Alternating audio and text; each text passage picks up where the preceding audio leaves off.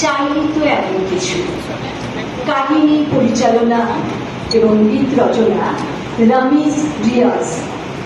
Casting করেছেন শ্রী যিশু দেব।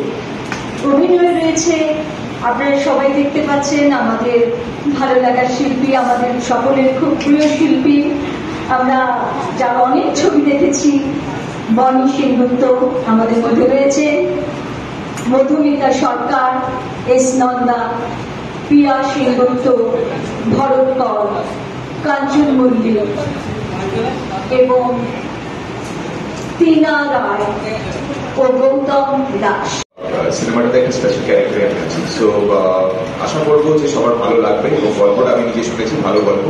আপনারা সবাই জানতেই পারবেন ডিরেক্টর এবং যিনি লেখক রামিজদা আছে তার থেকে সবকিছু ডিটেলসে যে কি গল্প বা কি বৃত্তান্ত, কে কি ক্যারেক্টার প্লে করছে, বাকি কিছু এখন ডিসক্লোজ করবো না। আজকে জাস্ট শুভ মরদ, আজকে জাস্ট এটুকুই ডিসক্লোজ হচ্ছে কে আছে এবং কি গল্পটার নাম। তো বাকি আরেকদিন আমরা বসবো নিশ্চয়ই এবং সেদিন আমরা বলবো যে কি কি হচ্ছে গল্পটায়, বাকি কি কি আছে, কি কোন চরিত্রে আছে। আমার ছবির নাম চাইনি তো এমন কিছু। এই ছবিতে মেন ডিরেক্টর আমি রামিজ রিয়াজ, ডিরেক্টর, রাইটার, গীত রচনা আমি নিজেই করেছি। আর এতে প্রধান উপদেষ্টা হিসাবে থাকছেন সুজিত গুহ, উনি আমাকে পুরো সাপোর্টিং করেছে, তার জন্যই আমার এই ছবিতে আসা। আর এই ছবি রোমান্টিক কমেডিয়ানের ওপরে, এই ফুল ছবি, ফুল রোমান্টিক।